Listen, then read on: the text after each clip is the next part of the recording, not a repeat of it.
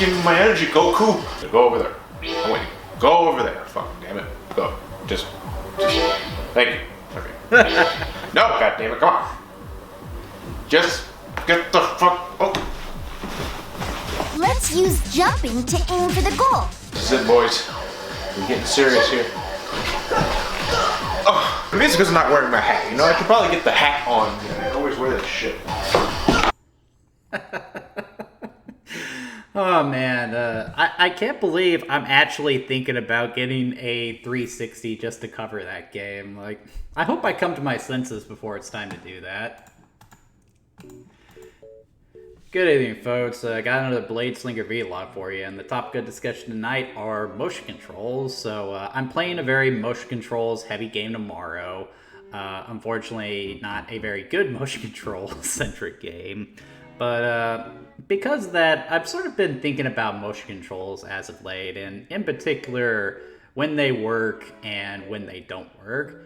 Now, in regards to motion controls, I find that they tend to be viewed as something of the kiss of death amongst gamers. Like, most gamers do not enjoy motion controls. Most of them find them to be buggy, unreliable, or just outright broken most of the time. Most people prefer just a standard control, but as I've always said in the past, motion controls are something that I feel is going to become more prominent as the industry carries on, especially when VR becomes the standard for games, which, let's face it, that's always been the fantasy of everyone for, legit virtual reality. I'm talking about Sword Art Online kind of stuff. But until we can actually jack ourselves into cyberspace, we are basically going to have to make do with motion controls. And there are plenty of instances where motion controls actually are good, where they're more than just a gimmick for the game, where they actually enhance the overall experience. So I thought I'd go ahead and give some thoughts on the matter. So these are motion controls, the good, the bad, and the ugly. Now, let's just dispel something very quickly. Just because a game has motion controls does not mean that it's bad. As I said, plenty of games have motion controls, and they tend to work out just fine. And the reason for that is very simple. Just like with any video game, there is a right and wrong way to do it. Just like how it's possible to have a bad game with this, it's just as easy to have a bad game with this. But if you know what you're doing here, and apply that same thought here, you can still have a pretty damn good game. So how do you use motion controls efficiently? Well, in my experience, I find that simple is a lot better, and trying to find ways that use the motion controls in a simplistic manner while also further immersing you into the game is typically the best way to go. The example I always use when I talk about good motion controls is something like Metroid Prime Corruption. Here, the motion controls are generally pretty simple. The game mostly makes extensive use of the pointer controls, and that actually is really good for the experience because using the Wiimote to aim, for starters, it's very precise. Being able to adjust your aim with just a subtle motion of your wrist, as well as seeing Samus's arm react to that, like, that really puts you in the experience, and it's actually to the point where I prefer playing any Metroid Prime game with the motion controls. And they also have a bunch of other motions with it as well. To use the grapple being, you swing the nunchuck, pushing buttons on there, that's really cool. It's just really well thought out as far as motion controls go. But what I also really like about it is that the motion controls aren't what you play the whole game with. Metroid Prime still uses a nice combination of the motion controls in addition to more traditional controls. So to move, you just use the thumbstick on the nunchuck, and you also still have that nifty lock-on feature too, which is really something that any first-person shooter with motion control should have, because being able to lock your vision towards the enemy actually helps way more than you would think. It's something that a lot of Wii first-person shooters were missing in my experience. One of the more popular ways I see motion controls used is, using them to create swordplay, and it's very easy to land on that idea. You know, you swing the nunchuck and it's like swinging a sword. However, there is a right and wrong way to do that as well, and a good example is Skyward Sword. Now, I know a lot of people do not like the controls in this game, but like, as someone who has played every game in the Zelda series, the controls are the least of this game's worries. In fact, the motion controls are what make Skyward Sword playing in the first place, and how they do it is pretty ingenious too. For starters, this is one of the first games to really use Wii Motion Plus, which gave you one-to-one sword play. But they were also smart not to go too in-depth with that. So while you do have the one-to-one sword play, it's not like the harder you swing a sword or the nunchuck, the better your sword swing is going to be.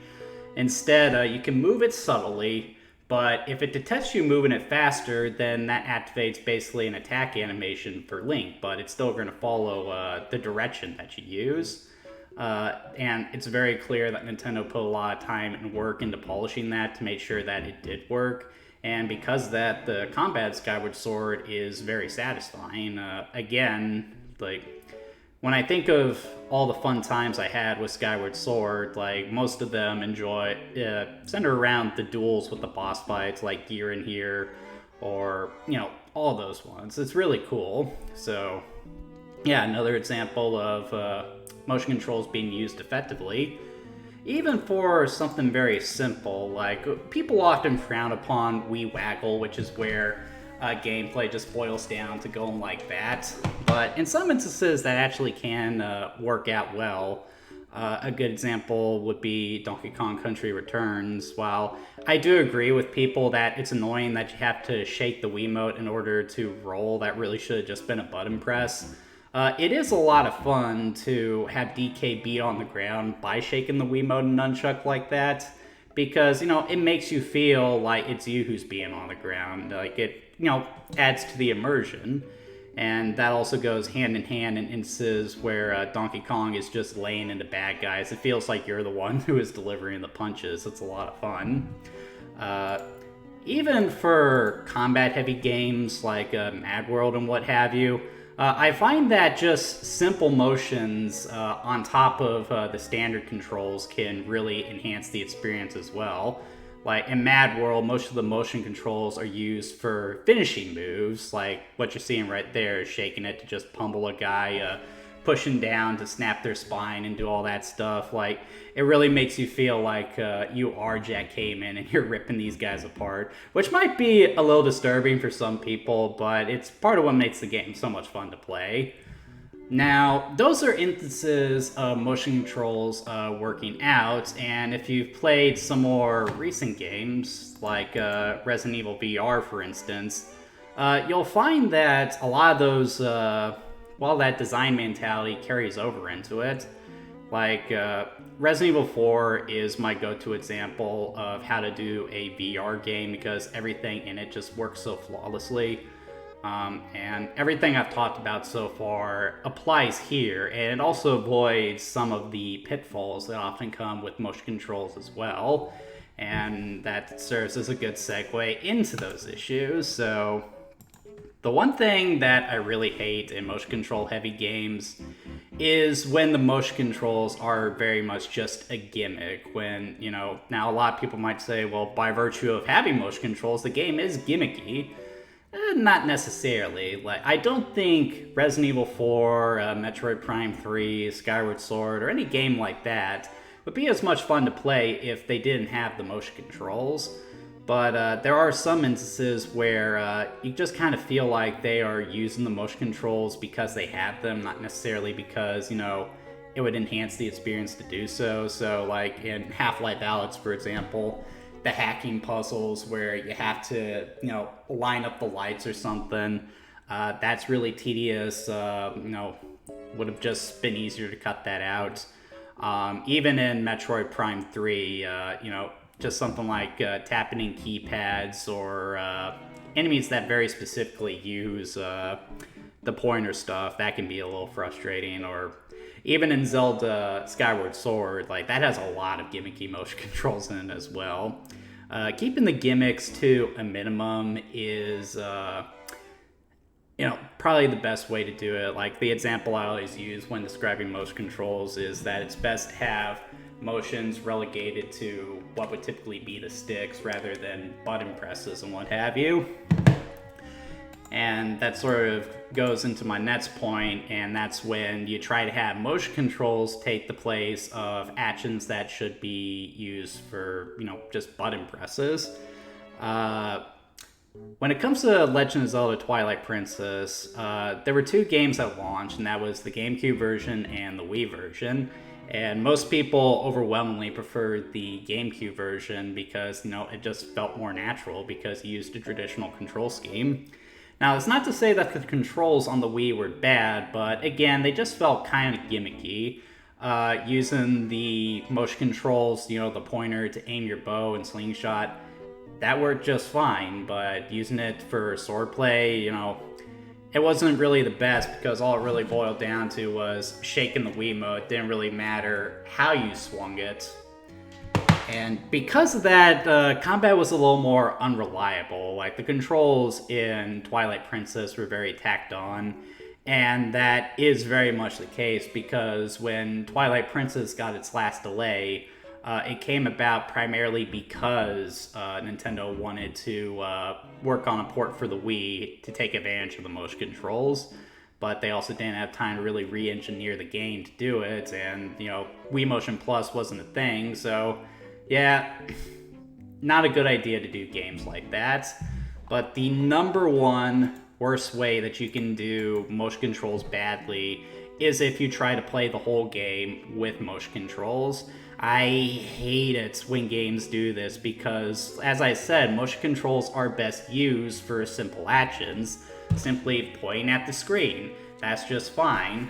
Going like that to swing a sword, that's just fine. But using it for motion, jumping, pulling, attacking, and all that stuff, it just doesn't work out all that well. And if you go back through the Wii's library, you'll find plenty of games that try to do that, and very rarely do they ever work. I think a prime example would be the Storybook series on Nintendo Wii. Like, there were just so many unnecessary implementations of the Wiimote in these games, namely for Sonic and the Secret Rings, like jumping and then having to fling the Wiimote forward in order to get Sonic to do the homing attack. There is no reason for that. It's like, your finger is already pressing the 2 button in order to make Sonic jump. Just double press the button to do the homing attack.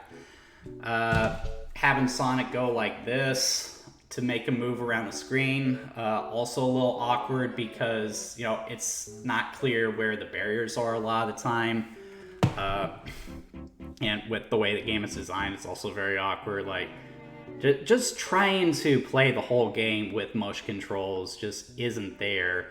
And that's also something that you have to do even with really good VR games as well, because while VR games have gotten to the point where you put the helmet on and it really does feel like you're in this completely new world, you can't really walk around in it because you try to do that, you're just going to walk right into a wall. Because of that, you have to use, traditional controls to move around in most of those games. Like, leaning out of the way, that works just fine, but you can't really walk around in there yet. Like, the technology just isn't there yet, so yeah, don't try to play the whole damn game with motion controls. That's just not going to work. They aren't precise enough. They aren't reliable enough. Simple actions, mostly based on movements, like the subtle motions of a pointer, that works just fine. You can use the Wiimote as a sword, but at the same time, you also really got to put some elbow grease into making sure that works. Like, even Skyward Sword had issues at times, and Nintendo did put a lot of work into that to make sure it worked right. Or just limit the motion controls to something simple like finishing moves in a beat 'em up. Just do not make the whole game motion based. Like, you're holding the control in your hand, use some of the buttons. That's all I really have to say about that. That's part of why, while there are some memorable games on the Nintendo Wii that used its instant motion controls, as I've shown here tonight, you can't really say the same thing about games for the Kinect, apart from, the gimmicky stuff like Kinect Sports and everything. There were no, iconic games for that peripheral, at least not that I'm aware of. However, if someone has actually played a Kinect, I would actually like to know if there are some games they'd recommend, because as I said, I am thinking about getting... Now we're getting off topic, but... That is basically my thoughts on motion controls. Keep it simple, keep the gimmicks to a minimum, don't make the whole game play with the motion controls, use some of the damn buttons too.